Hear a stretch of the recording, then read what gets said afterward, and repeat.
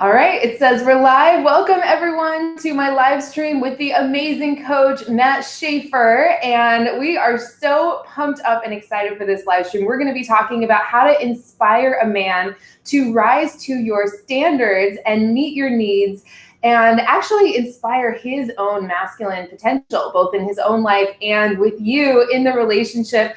I did a live stream a week ago with Matt, and he was such a huge hit, and everyone was wanting me to bring him back again soon. So he's just such an amazing coach. He's actually a relationship and an empowerment coach who helps people connect more deeply with themselves so they can create deeper connections in their, in all areas of their lives, but especially in their love life. So welcome, Matt, and thank you so much for talking with me again today.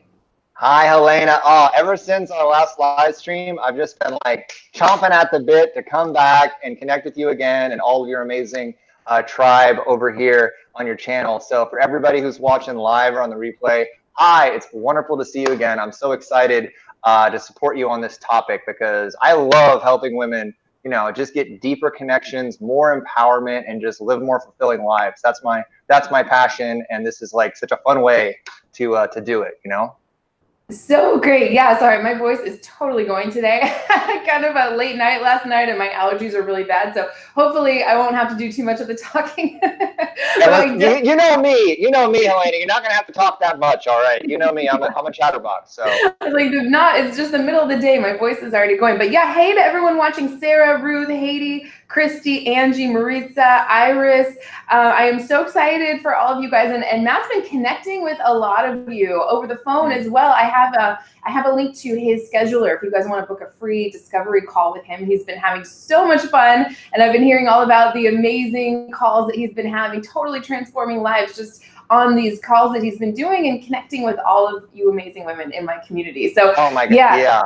It's been, and I just got to say to all the ladies, the dozens of ladies I've talked to over the last week or so since our first live stream, it has been such an honor to serve you and support you and give you some guidance and some insight onto what's working and what's not working in your relationships, and also, how you can step deeper into your power and create the results you want in your life. Like, I'm having a blast connecting with you, and I open up some time this weekend. So if you're interested in just getting a free discovery call to really dig down deeper into what's working, what's not working in your relationships, and how to shift into a greater space of getting what you want, just hit me up, see if you can get an appointment with me. They tend to go pretty fast. And if they book up, shoot me an email. There should be a link to my email address in the box as well. And if you can't find a time or none of the times work, shoot me an email and I'll find some time to squeeze you in sometime next week, okay? Yes, everything's in the description right now, right below this video. So let's jump into this topic. We're just kind of waiting for some people to join. We have a good amount of people joining. Hello to Tina, Kim, Tiana, Candace, Sabra, and Kim, another Kim as well. We're so excited to have all you guys here. Matt, what is the first thing you want to say to kind of pre-frame this conversation on how to inspire a man to, rise to your standards and inspire his masculine potential within the relationship? Yeah, so I mean, we're talking about this subject of like standards and needs, right? Which is getting what you want, and then also inspiring him to sort of rise to what's possible for him, to his potential, which is sort of like helping him get what's possible for him. So you see, we're trying to get both sides of the relationship, right? So let's look at what it means to be in relationship. So last week when we talked a lot. I sort of said this off the cuff, and it really resonated with you ladies around the concept of the relationship as a third entity. Right? There's you, and then there's your partner, and then there's the relationship. That's sort of this like third entity that you two are creating together, and it's like an organic thing that grows. And I think I described it as like a flower or some sort of like plant that you two are both creating. And so I was thinking about that, and I think that the better way to think of that third entity of your relationship is as it's like a living container. Okay, so it's like an organic sort of living container that the two of you are creating together, right? And so the way that we create that container and the way that we feed it and nourish it so it can grow is by investing in it, is by investing our time, investing our energy, investing our love, right? So it's not about you putting 50% into the container and him putting 50% into the container. It's you both putting 100% in the container. And within that container, that's where you two can support each other. That's where you two can create, you know, elevation for each other and evoke and call each other to a higher level of what's possible for both of you. Or it's where you can tear each other down, enable each other's bad habits, and, you know, potentially be detrimental to each other. So it's really important to look at, am I and my partner creating a beautiful living container that's vibrant and safe and dynamic, and within it, are we serving and supporting and nourishing each other, or are we tearing each other down, right? So that's kind of the first step, is to look at the relationship that you got right now and ask yourself, what kind of container have I created? And if it's not what I want, how do I want to shift it? Okay. So that's sort of the first principle that I think is important for us to understand. Oh yeah, I love this idea of the relationship being this third entity. I totally agree with that. I think that's amazing. I'm just checking in with you guys. Debbie says, I've transformed at 60. I'm having the best time dating high quality men.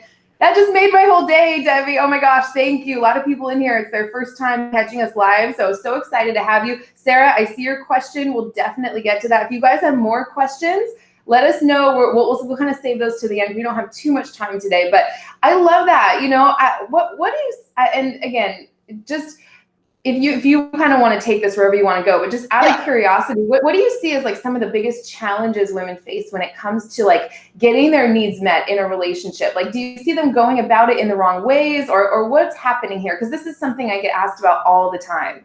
Yeah, well, I mean, so a lot of women, and trust me, I've been on the phone a lot this week with women in this community, and I've heard the same story over and over again, that he's not giving me what I need, that there's this disconnect, that there's this, you know, I want this and he's giving me that, and I don't know, and I don't understand what I'm doing wrong or what I'm not doing wrong. And so what I'd like to frame this with you guys as, I'd like to frame with you the dynamic between a man and a woman, an emotional dynamic, as like a orchestra, as like a symphony. Okay, so if you want to think about this, the men provide, you know, the physical direction in a relationship a lot of times, and are the driving force of a lot of the physicality of a relationship. But when it comes to the emotional dynamic and the emotional paradigm of a relationship, you are the conductor. Okay, so if you're thinking about this as a symphony and the dynamic between you two as a symphony, you're the conductor of the symphony. You're the one that creates the emotional paradigm and sets the emotional tone and dynamic in your relationship. And the man, he's a musician in the symphony. You're the conductor and he's a musician, and he's looking to you, either consciously or unconsciously, for guidance on how to be, how to show up for you emotionally in the relationship. Because men, a lot of times in a relationship, I've said this on the last live stream and I'll say it again, we're not always super emotionally intelligent or emotionally aware. We don't live in constant conscious connection with our emotions the way that women do. So like, you guys are the experts. You guys are the ones that live in this world and put words to this stuff and to your feelings all the time. And so it's not that you guys have, you know, it's not like a burden. It's a beautiful power that you guys have to be in control. You set the tempo, right? You set the tempo, you conduct the emotional dynamic, right? And men, whether they know it or not, they're kind of looking for you to do that in a lot of ways. So no, and this is something I talked to a lot of the girls on the phone about, you have a lot more power than you think to establish and create that. It's so true. You know what I love about that? And we were chatting about an hour ago, just kind of planning this live stream out. And what I love about that is that it gives you something you can do, because so many women feel like, I'm just supposed to be my feminine energy. I can't do anything. I'm just supposed to wait for a guy and just kind of like see what he's doing and accept it or not. But it's like, no, you actually have so much power. I love that you said men look to you for guidance, like especially as the feminine energy partner. Coming from my perspective, it's like we have so much more emotional flexibility and agency, and we're often in touch with our own hearts and our own desires much more than men. So a lot of times I kind of think of it as like you shining the light of where you'd like to go, and a man, if he's the right man for you, of course, is leading you there. So I really like this idea, because it gives a woman something she can do, right? Rather than just like, oh, I just got to wait around and let a guy do what he wants. It's totally not true. It's kind of a common misconception that I hear a lot. So how does a woman do that? I'd love to hear some examples, or if you have kind of steps for how a woman can be that conductor. I just love that analogy. And let me know what you guys think about this in the chat too. Yeah. So I mean, when it comes down to being the conductor, of the emotional symphony of your relationship, I think that there's two main components. There's two main, like, basically batons or whatever the conductor uses. There's two main tools that you can use. There's your ways of being, meaning the way that you show up both to him in your relationship and to yourself, the way that you show up to him in the way that you manage yourself. So your ways of being. Notice I said being, not doing. It's about who you be in the moment, in the experience. You know, it's not necessarily about doing something. It's your energy. It's your presence, right? You can show the way you show up in a relationship, and your ways of being are a powerful tool to help a man understand what he gets to do and how he gets to shift. Right? It's a tool for validation, and it's a tool to guide him in another direction if he's doing stuff that you don't like. So your ways of being are a really powerful tool. And the other one is simply your ability to, it's your communication, your verbal and nonverbal communication. Men are not consciously intuitive, but they are, generally speaking. I am a little more consciously intuitive than most men, but like a lot of men out there, they're not consciously intuitive. Like, they don't know that they're intuitive, but they really want to make their woman feel happy. And when they're not getting happiness from their woman, they pick up on it, right? And so I think what a lot of pitfalls women fall into is they're not happy, they're not fulfilled, but then they're not communicating that why to their men. And so if men are picking up on dissatisfaction from you, or heaviness, or disappointment, or whatever, and then they're not getting but they're not going to ask you, right? Because they're not comfortable talking about feelings. So they're not going to ask you. They're just going to make up their own story about why you're not happy. And it's probably going to be something where they blame themselves, right? And they're not going to, it's not going to be the same thing that you're actually feeling, right? So that's a lot of times where the disconnect happens. And because nobody bridges the gap within the relationship, distance starts to build and things start to deteriorate. And that's what I want to avoid for y'all, as to how to like be better and be more connected within the container to get you guys on the same page, moving towards the same goals, because that's how a man is going to really show up and give you what you need, right? It's so important. It's so important. Oh my gosh, everything you said is so right on. Because what happens is, yeah, it's like I always say, what do you want a relationship based on story, or can you be comfortable and confident expressing your desires and being straightforward? Because a man, of course, he can pick up on the tension and the stuff in the air. We tend to think men are clueless, but they're actually not. They're pretty sensitive. If you're walking around mad at the guy, which happens all the time in relationships, right, over something, he often has no idea, but he just feels this tension or something. He feels this disconnect, and it makes him want to kind of stay at a distance. Then he starts pulling away, and it just like perpetuates the very thing that you don't want, right? 100%. Yeah. Oh my gosh. So I love everything you're saying. I'd love to hear some examples too. One thing I hear all the time from women is around contact. Like, they want more contact. They say, oh, we have a great time when we're together, but then, I go a few days or a week without hearing from him, and I start to feel anxious, and they don't know the balance. They're like, should I just lean back and not say anything? And of course, the timing and where you're at in the dating process or relationship is important here. But I'd love to hear anything you have to say. Maybe like give an example of how a woman could express her needs around that a little bit. Absolutely. And so there's kind of two layers to that. And so I'm going to speak into it generally, and then we'll like work down into the specific of it. So there's two layers because I feel like what needs and standards, right? A lot of women are not getting their needs and standards met in the relationship that they're in, or they don't feel that they are, right? So the first question is, and this is a question for you to ask yourselves, ladies, is, are you clear? Do you have clarity around what your needs and standards truly are? Do you have a lot of clarity around that? Because what's underneath your needs and your standards? It's your values. What are your values? What really makes you happy? Have you ever been in a relationship that's nourished and fed those? So really, like, have you done the inner work necessary to really get clarity around that? Because if you don't have clarity around your needs and your values and your needs and your standards, and maybe your values that lay underneath that, then you're not being happy in your relationship because your man isn't meeting those. He can't know them if you don't know them. So that's the question one. Like, have you done the inner work? Because at the end of the day, the way our partner is treating us in relationship is a mirror for our relationship with ourselves. So whatever he's showing up, however he's showing up to you, is some level of feedback for you. And it's an ability for you to learn something about yourself. So maybe what's happening, if he's not giving you what you need, he's not giving you the time that you want, is that maybe like you haven't created a lot of clarity within yourself around how much time do you really need? How much contact do you really want? What does that ideal relationship actually look like? And so then that's question one, right? And then question two is, if you do have clarity around, I want this much contact, I want this much connection, I want to feel this way. If you do have a lot of clarity around what you're feeling, because here's the thing, if you don't have clarity around what your needs and your standards are, what's going to happen is you're going to attract a random ass assortment of people into your life, a random ass assortment of men, okay?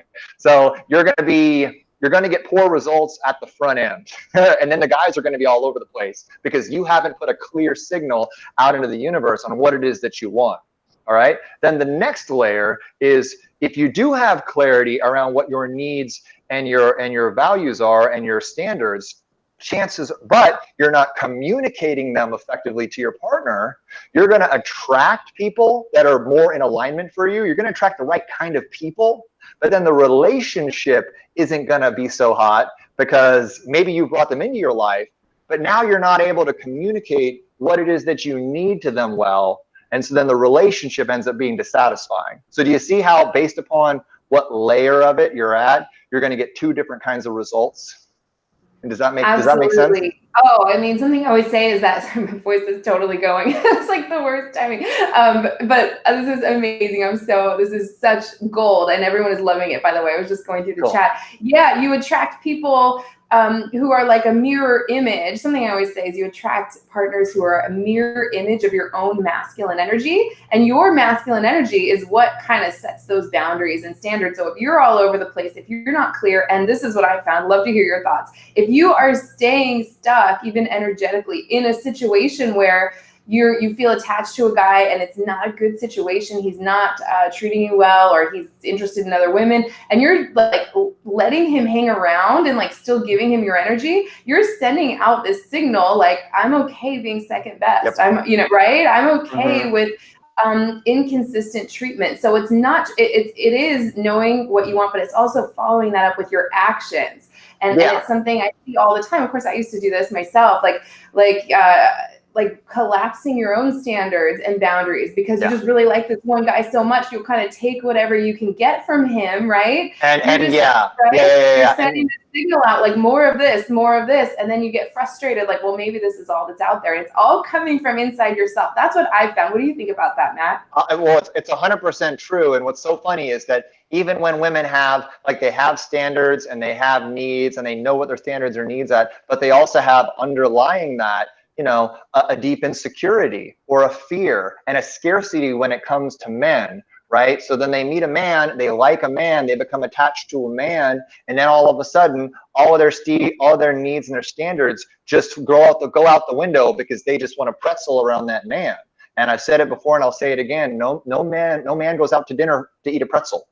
No man is looking at a pretzel like, oh my God, I just want to throw it all in on a pretzel. Right? Men want women who have the self-worth and the power and the self-understanding to hold their frame and know their value and live within that. I mean, that's one of the core components. Because remember, we're looking at you ladies to set us free, to be powerful enough to pull us up out of our heavy, masculine, duty-bound energy that we spend so much of our lives and our jobs sort of entrenched in.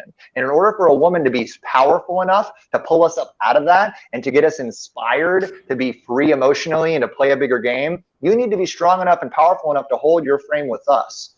So knowing your standards and your values and communicating them powerfully to the person that you want to be in relationship with as early as possible. We were talking about timelines. So going on to this texting thing, right? So especially, I think this happens a lot too in early stages of relationship, right? Where like you have a good date and then you're like, oh my God, he didn't text me for 3 days or 4 days. First off, like pump the brakes.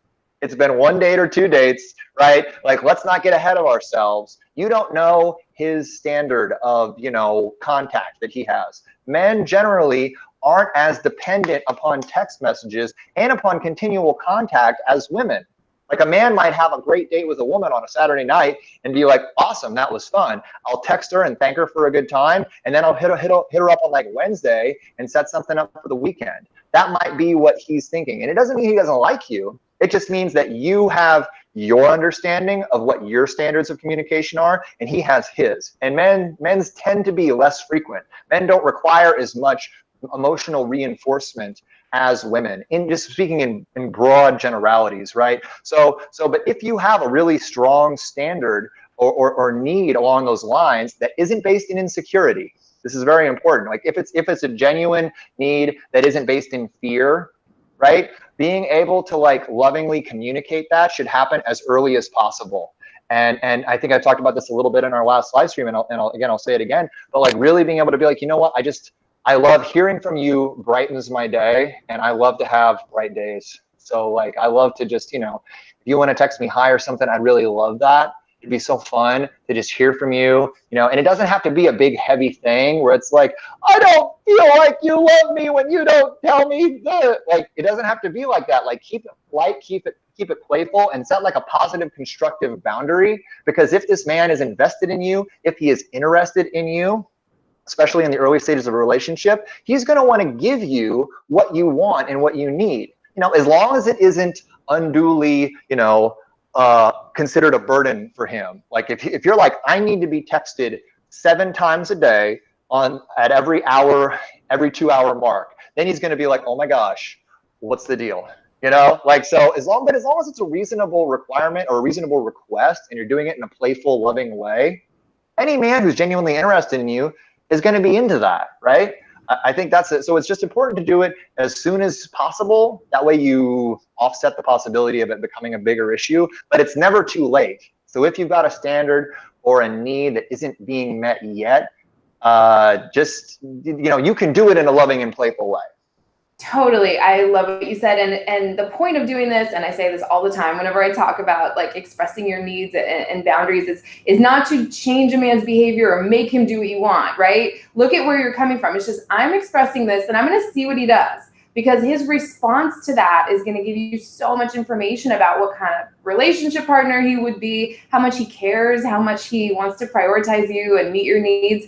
And so you want to just exactly what Matt did. I thought that was beautiful. And we'll get to some of these questions and examples, and then watch what he does, right? Watch what he does. Yeah. A man's reactions, because men are not necessarily very experienced or good at talking about their feelings and talking about what's coming up for them unless they've done emotional intelligence work. So a man's knee-jerk reaction to you and to things that you're saying and to things that you're expressing to him and the way that you're showing up to him is one of the greatest ways for you to understand his heart and understand the way he feels that you're ever going to get. So it's really important for you to be super present to the way that your man is showing up when you ask him, or when you express a need to him, or you express a standard, or you try to have a vulnerable conversation with him, or you're, like anything like that. The way he shows up is great insight into not only who he is, but how he feels about you and how he's showing up in the relationship. But the other side of that is, don't read a ton into a man's reaction.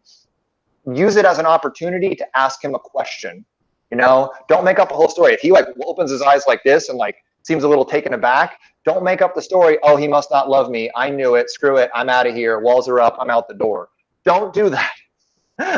Just treat it as an opportunity to start a conversation. And this is the other thing that I think is another technique you can use to sort of get to the bottom of having a conversation around standards and needs, is to start off, this is especially important if you've been in a relationship for a while, and you haven't had any sort of conversation around that, just be like, you know what, we've been dating for a while. I'd love to know, like, what are your needs? Like, what do you really need to be happy? Like, I love you. I want to make you happy. I want this to be something where you're getting everything that you want out of it. I'd love to know what you want. If you start off by asking him that, and you sort of open that dialogue up and make it about him to start, then he is almost certainly going to turn around after he thinks about it, which he'll probably be a little shocked, right? Just by having that, you asking, because most people don't have these type of conversations. But after he, figures out how to put words onto it, then he's going to probably ask you, well, what about you? What are your needs? Are there any needs that that you have right now in this relationship that I'm not meeting? I like that. Yeah, and here's the thing, if he doesn't ask you that, that's feedback for you on him. You know what I'm saying? Totally. Absolutely. Yeah. Okay. I loved it. I love everything you said. I think you answered a lot of these questions that are coming in. Do you mind if I go through the chat? There's just Sure. so many great comments and questions. I don't want to like let too many go by. Yeah. So if you have clarity, how do you express those needs or standards without being masculine or presenting as needy? I think Matt just answered that. If you have a follow-up question or a specific situation, let us know and we'll go into that. What was it? You know, she said, so once you have clarity, how do you express those needs or standards? And I think you just kind of did that. Yeah. Do you have anything else to say on that? Maybe another example, but I think you kind of covered it. I mean, that's pretty much it. I mean, one of the best ways to do it is by by basically stating preferences, right? Stating what you like, stating what you love, stating what's fun, stating what brings you joy. It makes me really happy when one of your text messages lights up my phone. You know, like I love it when you hold my hand like that. It's so much fun when we get away for the weekend. I hope we can do that on a regular basis. You know, giving him these positive spaces, right, for him to rise into. And that's, when we're talking about inspiring a man, we're going to talk about 4 principles or four pillars that I feel are really important to helping a man rise to his potential. And a lot of it really comes down to, encouraging him to rise. Men are like dogs. I don't want to devalue us because we're great. I love dogs personally. I've got 2 dogs. But like men are like dogs. We respond way better to treats than we do to a rolled up newspaper. Like we want positive reinforcement. We want encouragement. We want to know what we're doing right. And we want to know what we're doing right, that we could do even better. Right? So that's a great way to communicate your needs. Not like, I need da-da-da-da-da. My standards are da-da-da-da-da. And you're creating this masculine cage that you need him to squeeze himself into. That is not going to excite him. That is not going to make him inspired. That's going to make him feel trapped. And it's going to be heavy, right? And again, your job is relationship is to help set, Absolutely. Yeah. I think your sound might have been cutting out a little bit, but okay. No, I could hear you a little bit. Okay, good. Christy says it's so hard not to be accommodating when I've been raised to take the back seat all the time. Others' needs come first. Finally, I'm doing this now in my 40s after a divorce. Yeah, but it feels so good once you can really get it down. It really, to close that door and just go, no, I don't have time for that. No, I'm not going to stay attached to someone who is clearly not offering me what I want, right? It just feels so good, and it creates the space for what you want to actually come in. So I'm glad that you're getting it together, and that was certainly that. Yeah, my tendency was to want to hang on to a man or to a situation because I'm like, oh, my feelings for him were kind of rare and special, and I kind of put him on the pedestal a little bit, and then I would tolerate things that didn't feel good. And it's just like, no, we don't have time for that anymore. Life is too short. I mean, I just had a call with an incredible woman who has spent the last 7 years pining and disavowing all other connections with men for 7 years for a man that won't talk to her because they used to have a connection, and it broke my heart. And then I dug down, and she had spent the last 30 or 40 years, investing in men that weren't giving her what she needed. And so it really comes down, and it was heartbreaking for me, and and just because she was brought up that way. And it's like, how many years are we willing to spend, giving to people that aren't worthy of our love and aren't worthy of our time and our attention?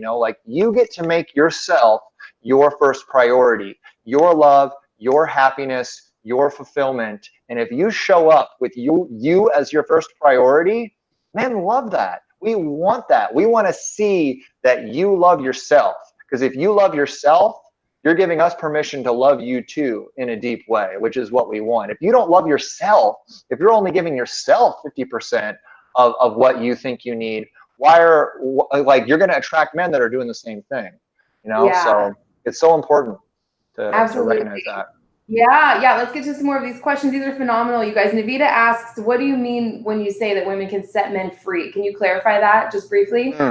Yeah, absolutely. So when I talk about, because if you look at, I talked about this last week about the nature of masculine and feminine interdependence, meaning that the masculine and the feminine energies in relationship, and speaking heteronormatively, right? Like the woman tends to be the feminine energy in the relationship, the majority feminine, and the man is the majority masculine. The masculine and the feminine energy in a relationship, they depend on each other to get certain things, right? The women in the feminine depends on the man to make her feel heard and seen and to feel safe, right? And to get grounded. Like, because the feminine energy is by nature very free flowing, dynamic, sort of whipping all over this place. And the masculine, she's depending upon the masculine to ground her and draw her down and stabilize her with like his physical frame. Right. So that's what the feminine is dependent upon for the masculine. The masculine needs to be acknowledged and respected by his feminine partner. We need women to acknowledge us for our mission and our purpose and our vision. And we rely on the feminine to set us free, because the masculine energy, like our energy is all day, it's devoted to what we're building, right? It's these big, heavy things, our projects, our legacy, our mission, our service, our money. Like we've got all these big, heavy duties and obligations that a lot of times require us to suppress or ignore our emotions. Because to be in your masculine energy, to create and do and drive, often has us doing things that we don't feel like doing. So in order for us to ignore the feelings that we don't actually want to do that, we have to suppress and shut all our stuff down. So the feminine is this free-flying emotional agency, and we rely on the feminine to set us free, to allow us to reconnect to our emotions and let them loose. You know, so one of the greatest ways you can inspire a man is by inspiring him to feel, inspiring him to set himself free emotionally. And so that's what I mean. And there's so many different ways you can do that by your ways of being. And that's sort of what we're going to touch on in the next section in just a second, once we get in with our questions. Absolutely. Yeah. If you don't mind, let me just fire these questions. I don't want to let too many go by. There's so many people in the chat. This is incredible. You guys, we have people tuning in, or it's like 4 a.m. I think Olivia, like from all over the world. This is so amazing. Christy says, exactly. My standards start high, then I drop them over time, trying to undo this pattern.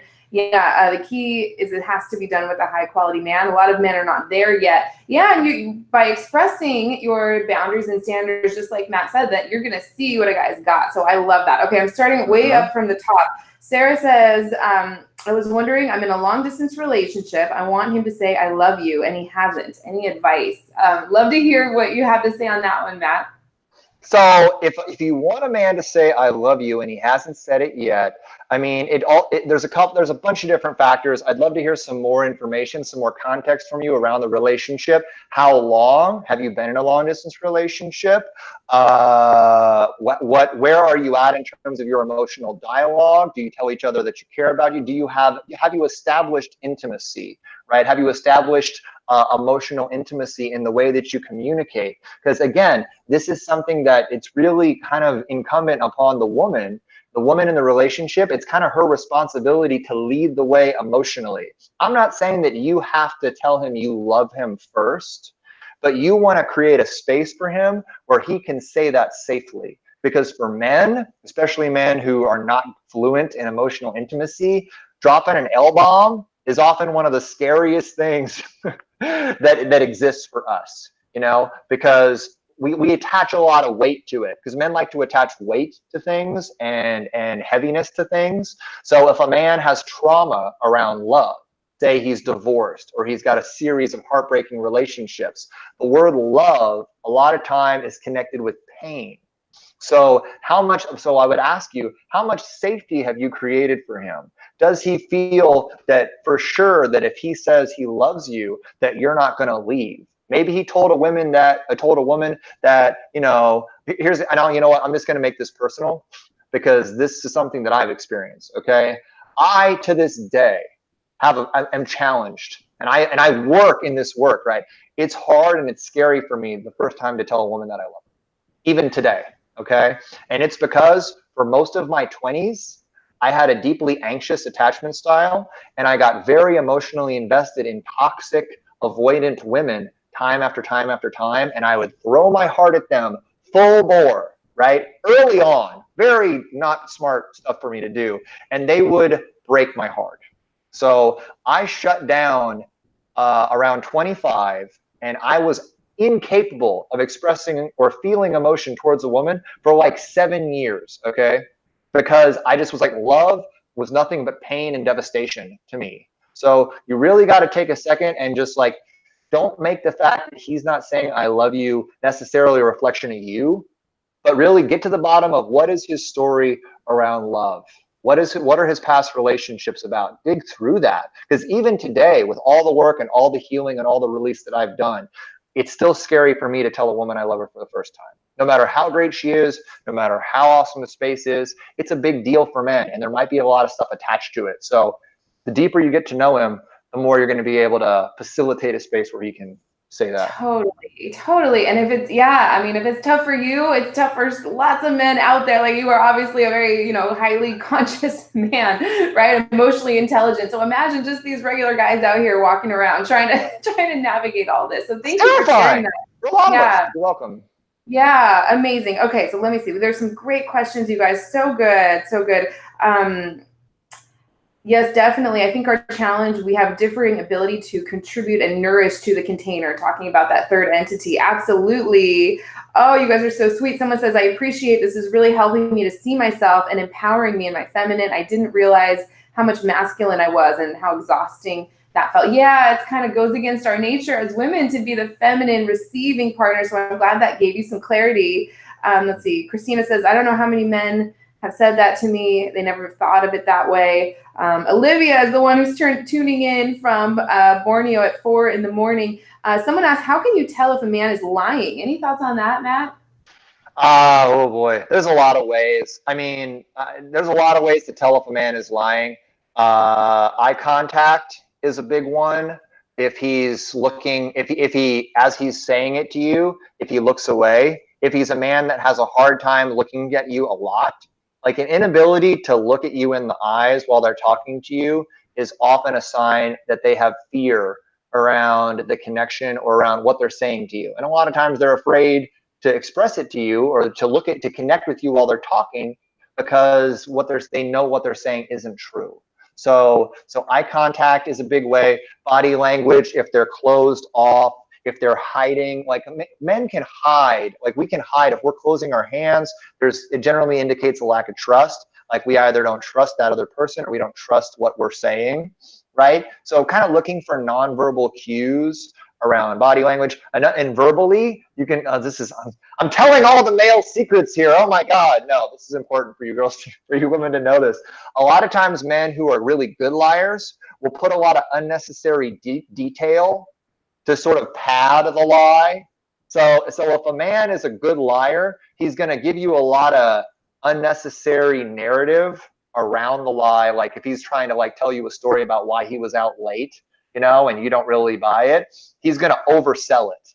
So if he's trying too hard to tell you the whole story around a situation or around why he was out late or whatever, a lot of times that's him padding a lie. Wow, I've never thought about that. It's so true. I mean, maybe we should do a video on how to like decoding male behavior. Would that be of interest to you guys? Like, I think that would be really valuable. Oh boy. Yeah. I'm gonna get my man card. I'm gonna get my man card revoked for that. I'm gonna let all the cats out of the bag. Oh my gosh, that's so funny. Yeah, Ivy says that's so true. Not only in a relationship with your partner, but your relationship with everyone else in general. Let's see. Ilana has a question. She says, please help. I don't know how to deal with the guy who pulled away after dating 2 months. Before he pulled away, I thought everything was great. He hasn't contacted me in almost 2 weeks. Any thoughts there? I always say, you know, you can't really tell what a guy is going to do until about, 3 or so months in. 2 months in, I mean, he could be in another relationship. I mean, literally, there's a million different theories. He could have gotten hit by a meteor. He could be in another relationship. He could, have gotten drafted into the military. I mean, like, without more information, with more context, I could give some, we could speculate on it a little bit, but a lot of it has to do with, sometimes men just go away. Right. And here's the thing is that like I work with a lot of women, especially when it's an online dating, like it was just a random liaison off of Bumble or Tinder or whatever. You don't have any context on who these people are or what's going on in their lives. you know? So a lot of my clients, you know, I have a client who I work with a lot on her dating life, and she'll go on 2 or 3 dates and then they would just, you know, disappear. And so I've encouraged her, or they would just, you know, like kind of like back off. And so what I've encouraged her to start doing, because her whole thing was owning her voice, is having the courage to reach back out to them and be like, hey, so basically to reach back out to them and ask them for feedback, and do it in a friendly way. Be like, hey, so, you know, we hung out for a little while. It seemed like things were going pretty well. And then I felt you kind of pull away and stop contacting me. And I'm just curious as to what happened. I'm not taking it personally. I just am curious as to what happened, just so that I can know for myself moving forward, right? So it's one of those things where having the courage to ask a man that in a non-confrontive, non-angry way, you might be able to learn something about what happened, you know? I love how you said that. Oh, Matt's watching. Matt from Commitment Connection. We love you. Oh, Matt Coates in the house. I know. I secretly like it when Matt watches my live stream. I guess it's not such a secret anymore. I always give him a hard time for not watching. Latasha has a great question. How do you ask for more time without looking desperate? Wow, phenomenal question, Matt. I would love to hear what you have to say about that. So if you frame it, it's important to use like a language cue here. When you say the word need, when you use the word I need more time, need has an implication of desperation. Need has an implication of scarcity. I need more time. I need more money. I need more of this from you. That implies like the energy behind that is not what you want to express to your man. So instead of saying, I need to spend more time with you, which does have a desperate energy behind it, being like, I would love to share more experiences with you. Because even just the word time has almost a job-like connotation. A lot of men work on a time clock, right? They work 8 to 5, they work 9 to 5. So just time equals money to men in a lot of ways in their mind. So when you say, you know, I need more time, A, you're sounding desperate, and B, you're sounding like a job. And the one thing you never want to do with a man is frame yourself as work. Frame yourself as part of his responsibilities. That is the opposite of setting him free. That is being another aspect of his work, which you are meant to be his sanctuary and his you know, his relief from his work. You're his freedom. You're his ability to take flight and get away from all that stuff, right? So framing it as a positive, loving, experiential desire rather than a need. I would love to spend more time. I would love to share an adventure with you this weekend.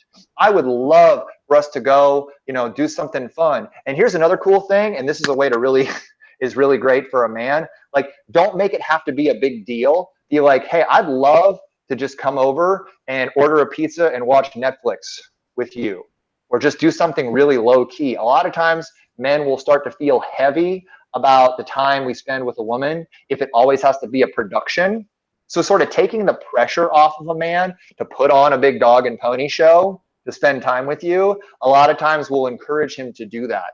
Like if I was with a woman and, you know, like, because big dates are fun, but if that's what we think a woman needs in order to hang out with us, that's going to limit the time that we have to hang out with her, because we don't always want to do a big date. We don't always have the money for a big date. We don't always have the bandwidth to plan a big date. So if you're also open to just spending time with him, grabbing coffee or watching Netflix or whatever, being goofy, open up space for that in a positive, loving way, and just see what happens. He'll probably give you more time, you know, if he's really interested.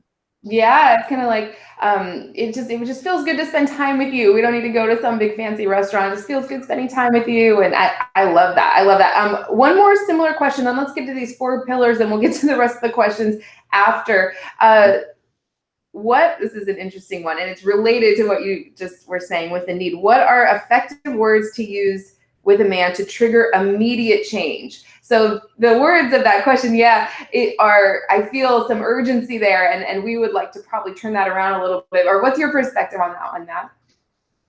Well, to trigger immediate change, I mean, a little more what I would ask probably as a follow-up question to your question is, what kind of change are you looking to initiate? What kind of change are you looking to activate within your man? Because the nature of the change you're trying to inspire and create within a man is going to help guide the language you want to use with him.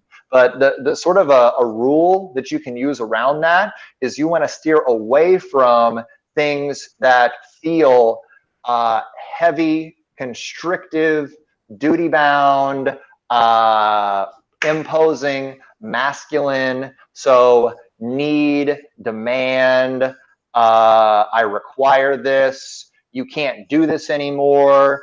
And I'm not saying there's not a place for that. If a man is being patently unfair to you, if a man is being, I'm kind of sensing that maybe the energy behind this is that the man is being, not necessarily kind.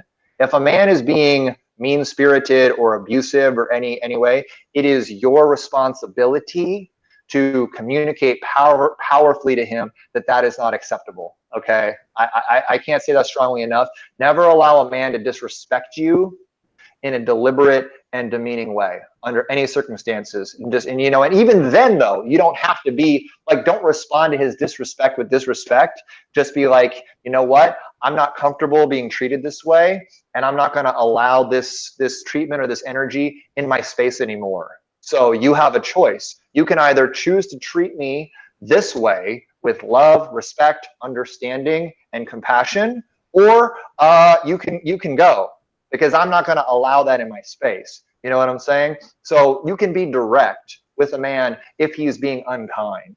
But outside of that, if you two are just on different pages, it's important that you try to avoid really, really heavy, masculine language, and stick to really telling him what you would love, what would light you up, what would be fun, and always frame it in a positive and inspirational context, because that's going to make a man want to do it. If you frame it the other way, it's going to feel heavy to him, and he might do it, but he's not necessarily going to do it right away, and he's not necessarily going to do it in a positive, energetic space. He's going to do it like, all right, well, I guess I'll do the dishes because you're telling me I have to do the dishes, right? He'll do it, but he's not going to do it in a way that, is healthy for you or for the relationship. Yeah, it's not coming from this like internal desire. It's more just like, and that's when a guy can kind of do what you want for a little while, but eventually he'll probably slip right back into whatever he was doing before, right? Yeah. Really you want to activate it. You want to activate his desire to do it from within him, not push him to do it from outside of him, if that makes sense. It's a different dynamic. Yeah. Mm-hmm. Wow. Yes. Okay. Yes, Matt hit the nail on the head. Thanks for sharing such beautiful information. Kim says, I think some men forget what they really have to offer as a masculine man. They might lack confidence. Yeah. Okay. Oh, Diane, great question. I'm definitely going to get to all these, but let's get into these 4 pillars of how to inspire a man's masculine potential, because they're just totally gold. We only have about 15 minutes left. We might have to do like a condensed version of those. If that's okay, I would love to hear. Yeah. I learned a lot when we were talking before this, so I would love to have you share that with everyone. Okay, so first off, this first one is very simple. Rising requires space. All right, so think about like a loaf of bread that you've got in a pan. In order for that loaf of bread to rise, there has to be what? Space for it to go to another level, for it to puff up, right? The same thing applies to your man, right? Within the container of your relationship, have you created space for him to rise up to, right? So there's a lot of women, unfortunately, if they don't feel safe in a relationship, if they feel like a man isn't, in his masculine potential, they start shifting into the masculine area of the relationship to make themselves feel safe, to foster their own safety, and then they're occupying that masculine space. And if you're there, guess what? Your man can't rise into it. He can't step into his masculine while you're in the masculine. So rising requires space. So you really do have to powerfully trust that he's capable of that, and really step into your feminine and allow him to have the space to rise up into it. That's kind of the first step in this, is committing to being in your feminine, even if it's scary, and giving him the opportunity and the space to rise into his masculine. Love it. Yeah, exactly what I always talk about in all my videos. I don't even have anything more to add there. Yeah, what is the second pillar? That was great. And so the second pillar, and it kind of builds off of the first one, is once you step back and you've allowed him to have the space, you've created the space for him to step into it, throw him the ball. Throw him the ball through the other ways we're talking about. Give him the opportunity or set up experiences and scenarios for him that sort of create an opportunity for him to step into his masculine. Like suggest that you guys go camping. Right? Give him some opportunities, like dates that are requiring him to be in the masculine, right? For him to take the lead, for him to be the man. You know, a lot of times in our work life, like we don't have that opportunity, or we get emasculated or whatever. So when we get home to our relationship, like craft an adventure, throw him the ball, give him an opportunity, like, hey, like let's set up something fun to do this weekend. Why don't you set something up for us? Like give him opportunities to rise. Right? Because men don't always take the initiative offhand, but if they feel like their woman wants that and craves that, and she presents that, opens that door for him, it's going to give him a space to walk through it. So throw him the ball and give him opportunities to step into his masculine.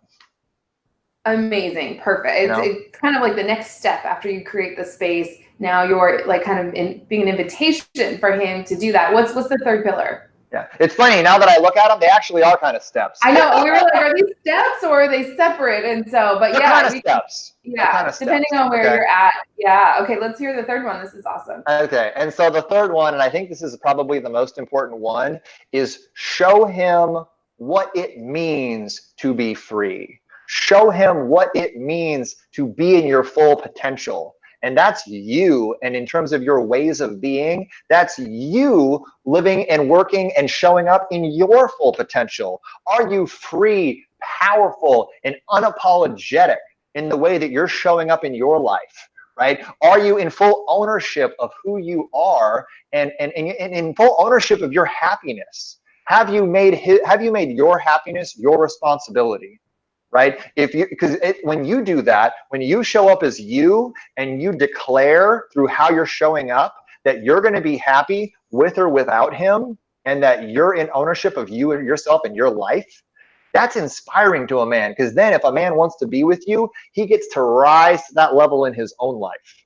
You know what I'm saying? So if you don't make his happiness, your happiness, his responsibility, that's liberating to him. If you're like, listen, I'm happy and I'm up here, and if you want to be with me, it's kind of up to you to be up here with me. He's going to want to rise to that, right? And it gives him permission if you're owning that. Like, and this kind of goes back to what we were talking about before, but how is a man supposed to show up 100% for you if you're only showing up 60% for yourself? Oh yeah. See what I'm saying? Because it's a mirror of you.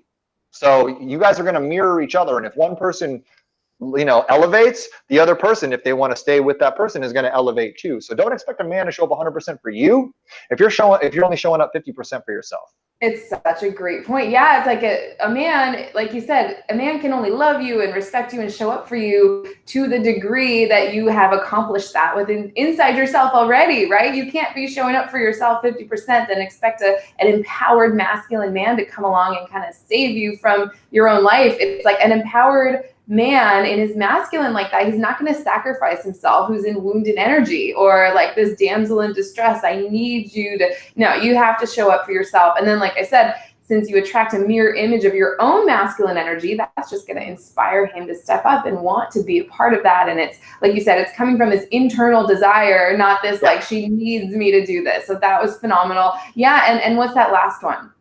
And so the last one, and this is for people that men that, like someone said earlier, what do I do if a man can't see himself, can't see what's possible for him? And I'm here to tell you this, and it's scary for a lot of women because it's super vulnerable. But one of the most powerful things you can do for a man you're in relationship, especially if he's deeply emasculated or deeply in victim, is to powerfully tell him and help him see his greatness. Like if you were to just able to lovingly and powerfully look at your man and just tell him all the powerful things, all the great things you see in him, what you see possible for him, his strength, his character, his ambition, what he can create in the world. Like if you're able to tell him how much you believe in him, how much you're excited and inspired by him, and what greatness you see possible for him, a lot of times you will be a mirror to things in your man that he, maybe in this point in his life, he can't see for himself. So you can be a profound, and right there, that just the belief of a good woman can inspire a man to do things that otherwise he might not even think are possible for him. So that's one of those like really big things you can do to help a man reach his masculine potential, is be like, this is what I see in you. You know, are you willing to go for it? Because if you are, I will support you all the way. Because if he sees that you see greatness in him and that you've got his back, it's going to give him that strength and support he needs to take the first step. And sometimes the first step is all it takes to get Oh to my get God. the momentum, you know? Yeah, you'll be like irreplaceable. The value of that in a man's life, right? Yes, you're nodding over there. To reflect that back to him, who he is, and like and support him. Oh my gosh, like what guy wouldn't want to commit to? What guy wouldn't want that, right? Exactly. I love everyone saying, "Wow, on point again. Stay in your feminine. Allow him to rise as the man." Everyone's loving you, Matt. Someone says you're like a rare unicorn. The term is manicorn. Thank Manticore, you. that's right. That's Manicorn. right. I love it. Okay, let's see. Let me scroll back up to these questions and we can just, quickly as we can. Diane says, if you're starting over, how do you say what your boundaries are from past issues without demanding like the newspaper, right? How do you do it in a way that's reinforcing, not making it a demand? Well, I think a way to frame that, especially if they're based in past relationships, is sort of lightly address, you know, you can kind of speak about your past relationships and maybe things you liked and things that worked and things that didn't work for you in the past, right? Like, so you can, I'm not saying talk at length about your exes, but if you're able to be like, oh yeah, I mean, the last guy that I dated or whatever, you know, we did this stuff that was great, and these things, you know, they didn't really work for me or whatever else. Like, you can sort of frame a lot of these standards through the lens of your past relationships and do it in sort of a playful way, maybe even make a joke about it, do it as like a funny story. And if the man is really engaged and he's really into you, he's taking notes on that, and he's going to have more context on how to understand you. And again, be playful, especially in the early stages of a relationship. You want to be as light and as free and as fun as possible. So positively telling him what you like, what lights you up, is going to give you the best chance of him, you know, adopting those preferences early on, because you want to lay that groundwork early. Yeah, someone asked about how to do that early on. So I think you just answered that, which is great because we're running out of time. Great question from Navita. She says, how to influence a man to make me a priority for weekends, not just weeknights. He loves his freedom and hanging out with his buddies. How to trigger him to prioritize me? I think part of it is not trying to consume necessarily his whole weekend. I think a lot of times men feel threatened about having their whole weekend get hijacked by their girlfriends, especially when they've got, you know, guys that they really love hanging out with and plans that they like to do. So if you can maybe suggest sort of meeting in the middle on that and be like, hey, you know, I don't want to steal your whole, I wouldn't say steal. I don't want to necessarily, you know, spend the whole weekend with you because I've got plans. I've got things that I want to do with my girlfriends, sort of take that pressure off him. But I'd love to see you at least one night, you know, this weekend, because I mean, I don't really get enough of you during the week. So how about we just hang out Friday and then Saturday, and even tell him when you're going to go? Because I think a lot of times what's awkward is like, we're like, well, if we hang out with her Friday night and she spends the night, then she's going to what? Just stay all day Saturday. And then why does she stay Saturday night? So it's like there's a fear there. So if you can create a concrete, listen, I've got brunch with my girls at, you know, 11 on Sunday, but let's go out Saturday night. Let's do something fun, or let's hang out. And then I'm going to be out of here at like 10 o'clock the next day. If you can create a window for him so he doesn't feel like it's his whole weekend, you'll probably have a lot better luck with that. That was really good. You're so good at this live Q&A. It's almost like I'm like laughing over here because you're so on the ball and your answers are just, it's like incredible. Let's see. What if a man is insecure, not ready for a fully committed relationship for 2 years now? He is not hot and cold at times. I don't think I can do this relationship. Yeah, 2 years. Come on, you gotta just date other men. 2 years is enough 2 years time. ago, yeah. It's not. Don't even. It's not about him. It's about, the question is, you know, why have you allowed yourself to not get what you want for 2 years?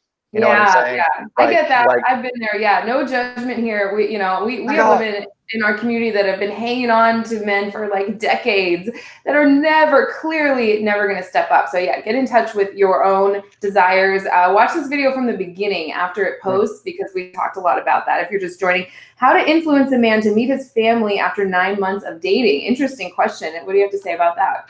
It's funny. It's one of my clients is that I just started working with from all these beautiful calls is having the same issue, right? And first off, it's to look at what attachments does he, a lot of times men have intimacy blocks around their kids because their kids, there's a relationship with an ex-wife. The kids are a very deeply personal thing for them. And so it's been 9 months. It's been a good amount of time. And so this gets to be a point where instead of asking about the kids, maybe asking him where he sees your relationship going. Because if he doesn't see you, a man doesn't want to introduce you to his kids if he doesn't necessarily see you as a lifetime partner. Like, because a man doesn't want to like bring another woman into the picture and then have the kids telling the mom about it, and then the mom, like, it just creates all this complication, right? So I would treat this as an opportunity for you to have sort of like a loving conversation about the trajectory of the relationship and get clarity around his intentions for the relationship, and that, like, and do it within the context of the kids, you know? Just be like, and then you can have clarity, right? And you can decide if you want to be with a man who isn't really sure if he wants to be with you long term after 9 months. 9 months is a pretty significant amount of time. Most guys know to some degree where they see the general direction of a relationship going after 9 months. Yeah, absolutely. Judy wants a whole session on decoding a man's behavior. I think that would be Let's do awesome. it. Yeah, let's see. Oh, this is a really common one, so I want to get to this one. How about a guy who's secretive about his phone? How do I communicate with him about his flirtatious behavior with other women? Wow, it'd be good to know if this is like someone you're in a committed relationship with. But Matt, any thoughts there? Really common thing I hear all the time. Okay, so first off, like, you don't have a right to look at a man's phone like just objectively. Like that's not a thing. Like that's a part of, that's an extension of us, right?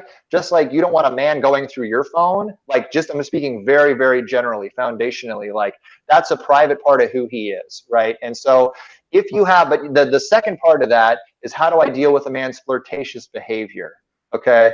And if you're in a committed relationship with a man where he has a response, where you two have established a monogamous relationship, then, you know, then he's violating trust by being flirtatious with other people. And again, that does not give you the right to invade his privacy, go through his phone, whatever like that. But it does give you the absolute right to call him out on that and be like, listen, when you do this, it makes, I feel this way. Like, when I see you flirt with other women, the story I make up about it is that you're more attracted to them than you are to me, and I can't trust you.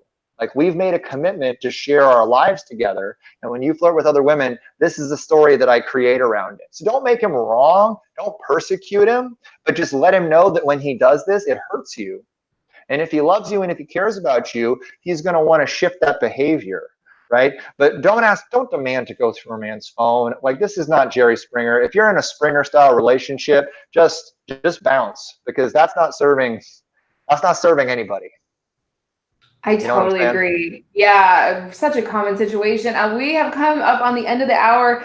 Do you have, and I know you have a call, don't you? So we have to kind of, but if you guys have any questions we didn't get to, I tried to like get the most relevant ones to this topic. Feel free to, once this post, put them in the comment section. You can even do this now. Just close the live chat, or if you're watching the replay, ask any questions you have in the comment section. Now, if you have a minute or two here or there throughout the week, maybe you can go through and give your 2 cents if you have time. I'm happy to hear a couple of things, guys. I opened up some time tonight for calls. So if you guys have more relationship stuff that you want to sort of dig into, I set up some time, I think from 6 to 9 p.m. my time, to actually do calls tonight. So I'm spending my Friday night with you ladies, as well as Saturday, Sunday, Monday, Tuesday. So if you want to have a discovery call about your relationships and really dig down into them, you can do that with me, right? So set up those calls if you're interested in talking. If you can't find a time in there that works, email me, right? And I'll find time for you next week, next couple weeks, right? And then last but not least, yeah, if you have any specific one-off issue that you just want to address to me, put it in the comments. Put it in the comments. I went through and I responded to all the comments from the last live stream and gave my opinions on them. I'm happy to do the same thing this time around. So shoot me a line, and subscribe to my YouTube channel, y'all. I got a YouTube channel. I just started it. You can click on my name or click on the link there's a link in there, right? I believe there is, or it might be to your Facebook, but I can include one to your YouTube. Absolutely. Okay. Yeah. So yeah, if you just click on my name in the YouTube or in the link, subscribe to my YouTube channel. I'm going to be uploading content and doing a lot of fun stuff on there as well, in addition to all the stuff I'm doing here. So I'm here to serve you, ladies. So generous. Oh my gosh. To just be like these free calls. I know they've been amazing for you. So I would, oh my gosh, if I were you ladies, I would definitely take advantage of that. They're going to fill up fast. The link's in the description right now. So you can, might be in the comment section too, but it's definitely in the description. And he opens up new spaces all the time, right? So if it gets, these are going to fill up really fast. I already know that. So book your call now. But if it fills up fast, you know, check back in a few weeks. Maybe you're watching this video, you know, a month from now. Just keep checking back, and hopefully you'll still have time to open some up, but while you still can, right? Yeah, exactly. And just if you can't find a spot right now, just email me and let me know you're interested in talking to me, and we'll find a way to integrate you into my schedule in the next week or two when I open up more times. You'll have first priority access basically to new spots that I open up if you email me. Yes. Latasha, it's in the description, and you can it's in the description right now, and you can go, it's a scheduler, and go see what time based on your time zone. Brianna says, you're smart, funny, and generous. Wow, everyone's just like, I cannot wait for you to read this live chat. Everyone is just loving this. So this was phenomenal. Thank you so much. This was such an important topic. I know people are going to have more questions, so we can kind of keep this conversation going, hopefully down in the comments below. We love connecting with you guys. Any last words of wisdom you want to share, Matt, before we close out today? I mean, I guess I would end it with this foundational understanding, and at the foundation of all this is your man wants to be his best. Men want to achieve their highest potential at a deep level. A lot of times along the way, they've just forgotten how, or they can't see what's possible for them right now because of whatever they've experienced in their lives. So you have so much power to help them connect with that, to help open them up to that, and to help set them free to achieve it, because nothing inspires a man more. Nothing like gives a man more fuel and fire to achieve his greatest possibility than the love and support and inspiration of a good woman. So like your power, you have a superpower to get a man to achieve his greatest potential and to rise to whatever standard you need if you just show up the way you're capable of showing up. So that's just the end of this. That's what the point I want to land at the end of this. And everything I've shared with you are great ways for you to get that ball rolling.